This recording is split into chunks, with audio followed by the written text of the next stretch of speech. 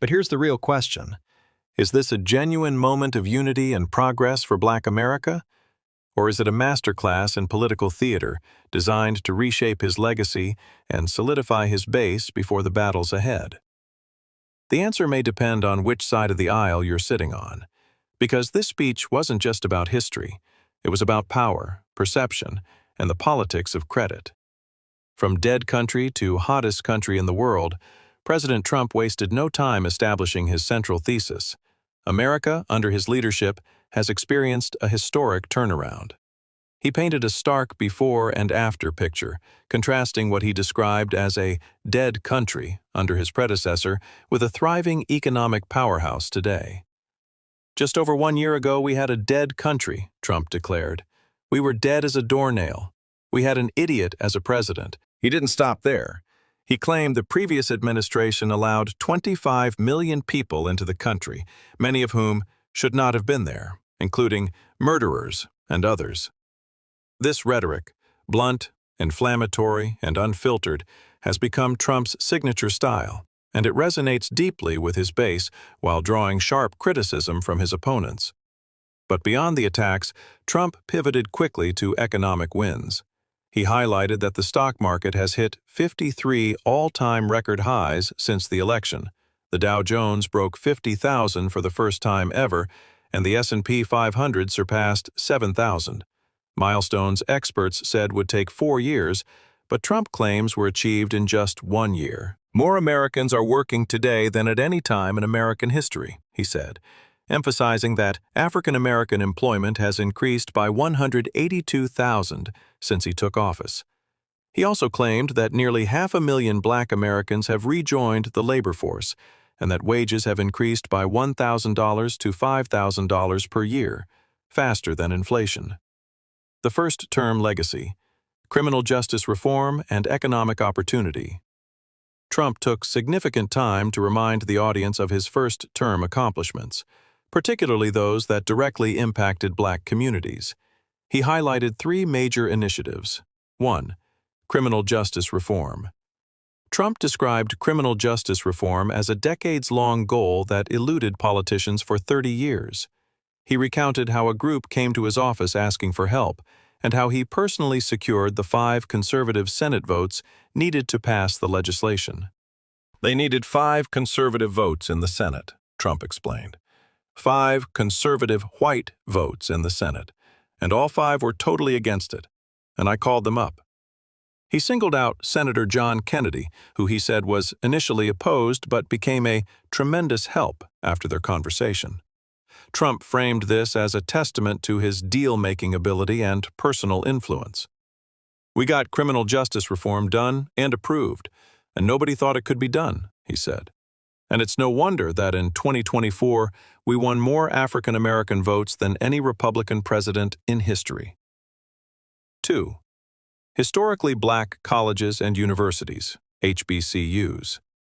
Trump claimed he single-handedly secured record long-term funding for HBCUs, a move that provided stability and resources to institutions that have been pillars of Black education for generations.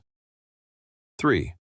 Opportunity zones. Working with then-Senator Tim Scott, Trump established nearly 9,000 opportunity zones, designated areas offering tax incentives to spur investment in economically distressed communities.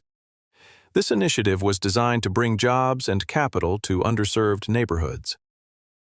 The No Tax on Tips Revolution, a small business owner's testimony. One of the most compelling moments of the event came when Annetta Bradford, owner of Hebrews 11:1 coffee shop in Hope, Arkansas, took the stage. Her story was a powerful illustration of how Trump's No Tax on Tips policy has impacted small businesses. I opened Hebrews 11:1 with no funding, no money, no big family investors, no business loans, did not have great credit, Annetta testified. It was us and faith in God. For 7 years, she ran the business with just herself and 1 employee. But after Trump's No Tax on Tips policy took effect, everything changed. I was able to hire 7 more employees just by what you did, she said. Not only that, I was able to open a second location on our college campus. Annetta's testimony wasn't just about economics. It was about faith, perseverance, and the belief that policy can make a tangible difference. She spoke emotionally, calling Trump an amazing blessing and crediting both him and her faith for her success. Trump, clearly moved, praised her and joked, "I would like you to give some of the people in that room some of the money." Annetta's story served as a real-world validation of Trump's economic policies and their direct impact on working-class Americans, particularly in communities that have historically struggled with access to capital and resources. Law and order, the National Guard deployment. Trump then shifted to public safety, another cornerstone of his second-term agenda. He described Washington, D.C. as a crime capital, a horror show, just a year ago, but now, one of the safest cities anywhere in the country. He credited the deployment of the National Guard to cities like Memphis, New Orleans, and Washington, D.C. for drastically reducing crime. According to Trump, murder rates are at their lowest in 125 years, since 1900, before my father was born. The lowest crime numbers that we've had in many years. The lowest murder numbers in 125 years, Trump declared. He also took credit for stopping what he called the invasion at the southern border, claiming that 1 year ago we had the absolute worst border that we've ever had, and now we have the safest border that we've ever had. Felicia Cook's heart-wrenching testimony. To drive home the human cost of crime, Trump introduced Felicia Cook, a lifelong Washingtonian who tragically lost her grandson to violence in 2017. Felicia's testimony was raw, emotional, and fiercely supportive of Trump. "I feel my cup running over because he allowed his constituents, his people, to come to my house to interview me, to talk about the murder of my grandson," Felicia said. "It seemed like nobody cared. I'm an advocate. I march, I rally, and nobody heard me. Democrats. So this Republican sent his constituents out there to interview me in my home. Have you ever heard of that?" Felicia testified before Congress twice in support of Trump's crime bill, which she summarized simply.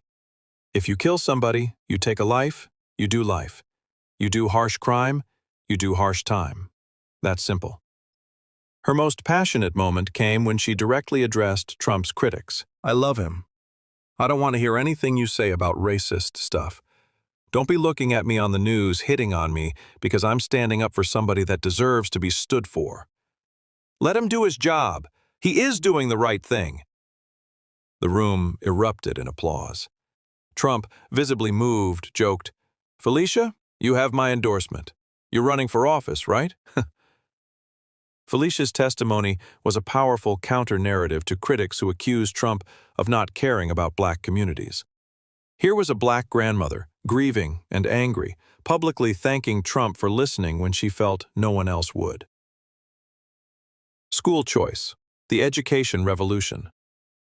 Trump then turned to education, calling school choice the single biggest thing that has happened having to do with schools and education. He described a big, beautiful bill covering 40 years of education policy designed to help millions of African American children and ensure no child is condemned to a failing government or a horrible school.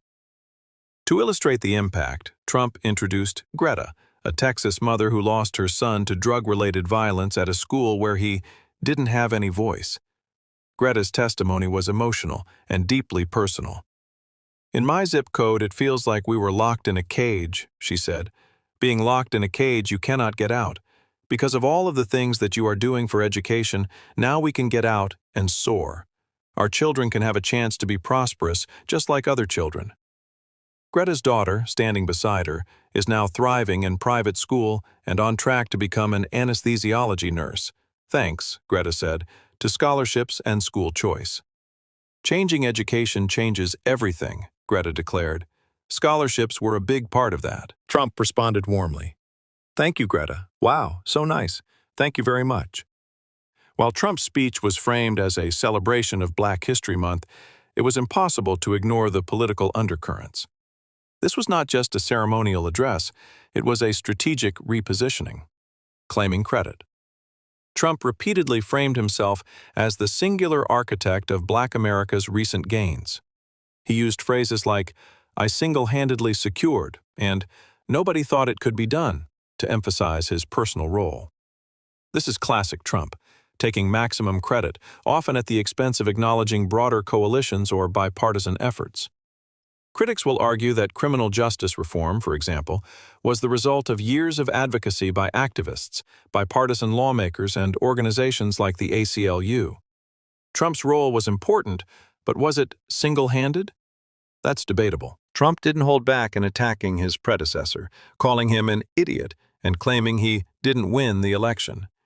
This rhetoric keeps Trump's base energized, but also alienates moderates and independents who may be turned off by such language. With midterm elections looming, Trump's speech served a dual purpose: energize his base and make inroads with black voters, a demographic where Republicans have historically struggled. By highlighting real people like Annetta, Felicia, and Greta, Trump aimed to counter the narrative that he's indifferent or hostile to black communities. So, what are we really witnessing here? Is this a genuine celebration of black achievement and a sincere effort to uplift black communities? Or is it a carefully choreographed political performance designed to reshape Trump's image and consolidate power? The answer, as always, is complicated. There's no denying that the people who testified, Annetta, Felicia, Greta, are real, and their stories are powerful. Their gratitude toward Trump appears genuine. For them, his policies have made a tangible difference. But critics will point out that Trump's framing often lacks nuance. Economic gains, for example, are the result of countless factors, not just presidential policy.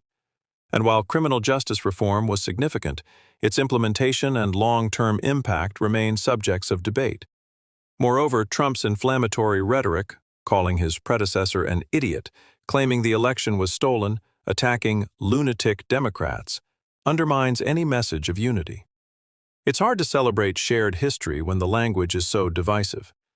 President Trump's Black History Month celebration was many things: a victory lap, a policy showcase, a testimonial stage, and a political rallying cry. It was emotional, controversial, and deeply partisan. For his supporters, it was a powerful reminder of why they voted for him.